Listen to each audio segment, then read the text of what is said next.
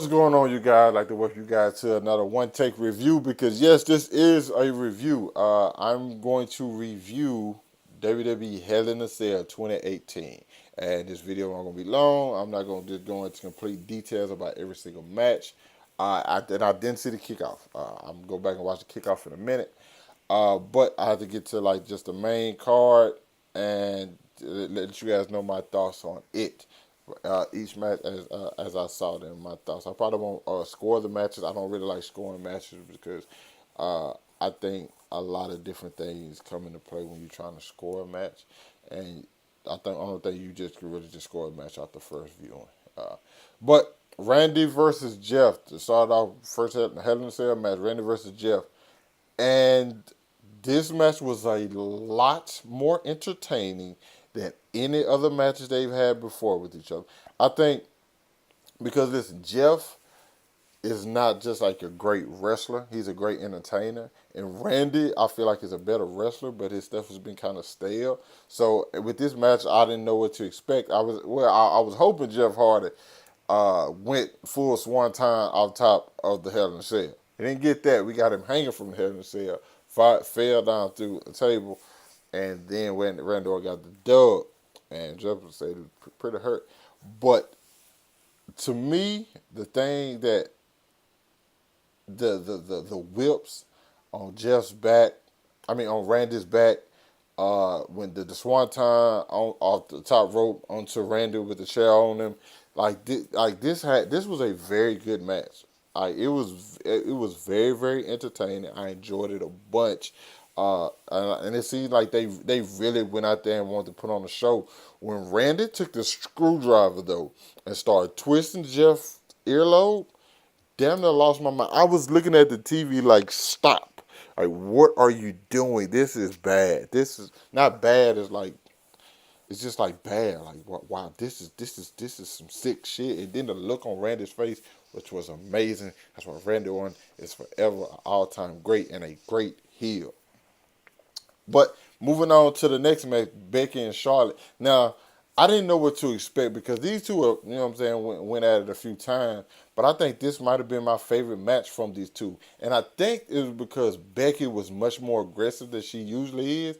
And I think that's what I always wanted to see out of Becky Lynch. I think Becky Lynch is a phenomenal wrestler, but I feel like she always, you know, she kind of took a back seat to a lot of things. I always wanted to see her just go. In this match, she kept the pressure on Charlotte a lot, and she really was attacking it on. Charlotte did a great job at selling it. This was my favorite match from these two.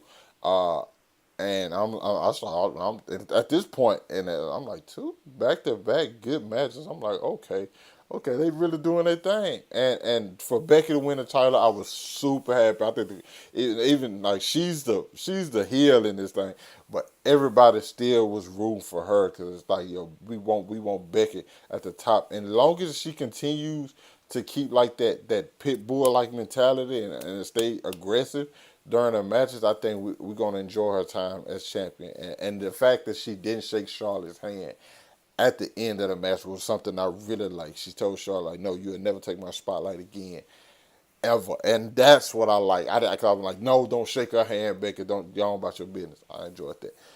Next to the Dean Ambrose, Seth Rollins versus Drew McIntyre. This was match of the night, people. This this match was crazy. Started off, you know what I'm saying, they filling each other out, but when you get to like the last third of this match, like it is insane, and you do not know what way it's going to go. But the fact that Drew McIntyre and Dolph Ziggler came out on top didn't even really bother me. I wanted the Shield to hold all the gold, you know what I'm saying, just so everybody can be after them. But I wasn't mad that Dolph Ziggler and Drew McIntyre won because they're great, and I feel like they just got that chance as champions. So you don't necessarily need to take it away from them right now. And man, they did their thing. The communication was there. Both teams were in sync. It's like, yeah, we came to crush it. We came to, you know what I'm saying, kill the show, and that's what they did. But yeah, I thought that was a great match. But and match of the night. On to Joe versus AJ. this to me needs. I wish it had more hype around it, simply because of the fact this seems like old wrestling where like the storyline really clicks.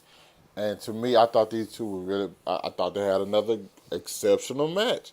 It ended in controversy, and which I think I probably should have predicted, because the first one ended in disqualification. I think Joe's gonna take the title, but at the next pay per view. And I definitely think he's getting another shot at it. And I think they might make it. I think they're gonna make the next one a submission match. I do think they're gonna make the next one a submission match. But yeah, AJ definitely tapped out. Okay, AJ definitely tapped out, but he pinned. Because I thought when Joe rolled over and he was happy, I'm like, what is he doing? But it was on the other side, so you couldn't see that AJ was tapping. And then we got that other camera angle. I'm like, okay. But yeah, I was very entertained by this match too. So at this point in the pay per view, I'm like, okay, they really crushing it with all these matches. Y'all throw me a stinker somewhere. I know this. And they came with Miz and Daniel Bryan. It just has not worked. This had all the build up. It has two great competitors.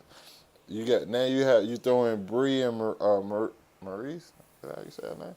You throw those two in. I'm thinking, okay, come on, give me something. Just wasn't there. It just this match just felt like it didn't belong on the card with the other matches. It just felt so out of place, and it really didn't do nothing for me. The whole, like I said, I think I said in my last my review for SummerSlam, the Daniel Bryan versus Daniel Bryan stuff is not really working for me. I want to see Miz beat a Miz. So yeah, that's enough of talking about that one.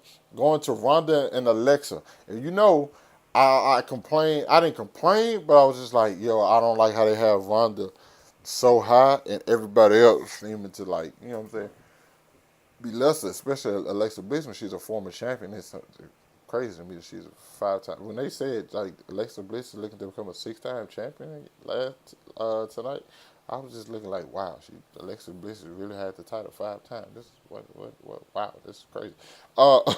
But that match was very good because Ronda really sold that rib injury.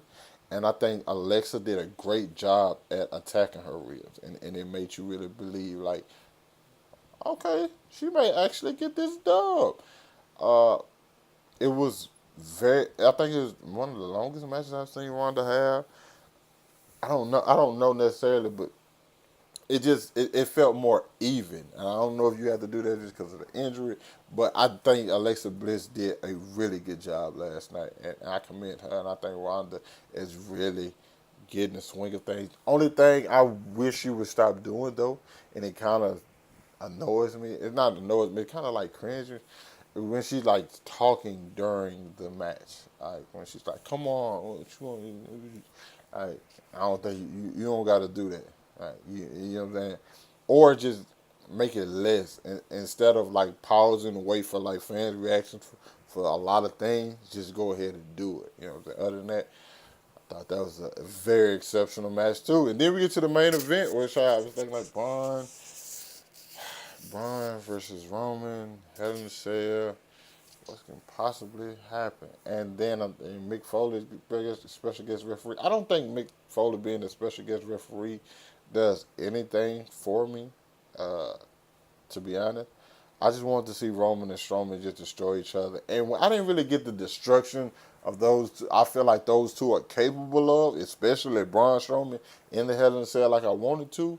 But the end of that match, another just great one. You got Dolph Ziggler and Drew McIntyre coming out there, and then followed by the other members of the Shield, Seth Rollins and Dean Ambrose. They come out there, and we going on top of the cage. They fighting up there. They got the kendo sticks, and then Dolph himself fall out the side of the cage. I've never been a fan of the falling off the side of the cage. If I'm just being honest, I like it because you can never completely sell like I got hit and there we both. It's like we hit, we pause for like a second and a half, either way it go, and then we fall because we have to know where we're going. I like the out top. Boom! This guy's broken in half. Jesus Christ! Somebody might be dead. Get a medic out here. That's what I be enjoying. But I liked it for what it was. Uh, And plus, it was a nice add to the match because at this point we have 6 people who are completely laid out. We got Dean and Drew McIntyre on top of the cage. I don't even know how they got down. They up there laid out. You got Dolph himself over here laid out. And you got Braun and Roman in the ring laid out. And then you hear the Brock Lesnar music, and I said, "Wait a minute, WWE, this what y'all doing?" Listen, I complained about him being champion. I don't give a damn. I'm still complaining about it. I think that him having the belt for 400 some days was completely atrocious. However long it was, I thought that was atrocious and completely hurt the title. But when that some bitch Brock Lesnar came out there and kicked the cage door down, and Paul Heyman, Mace, Mick Foley, and he went in there and destroyed them boys with the pieces of wood, and then F5 them both, I said, yes, sir. This is what I wanted. Good job, Brock. Good job. But when the referee ended the match, I'm like, whoa, you can't end the Hell in a Cell match because somebody got hit with an F5. They got hit with a wrestling move, not an actual F5. Keep the match continues. I think the crowd didn't like that as well. No decision, which is crazy. And a no decision in the Hell in the Cell match is unheard of. I don't, you know what I'm saying? Somebody just throw somebody on the top of the other person and let them get the pin out of. And I thought that was going to happen, but it didn't. So either way it go, overall I thought this pay-per-view was very, very good. I thought, well, I can say very. I thought it was good. Okay, I thought it was a good pay-per-view. Like I said on the match, that kind of pissed the bed was the Miz and Daniel Bryan match, which I've been looking forward to them to have. I think they're gonna have that match, that killer match eventually. It just hasn't happened yet. But overall, I thought it was a good pay-per-view. You guys let me know what you thought about it down in the comments. Hit that like button, subscribe to my channel. And also, just addressing the red sale, don't do that no more. Just make it, just keep the regular color. Just keep the regular color. Other than that, that's all. Peace out, people.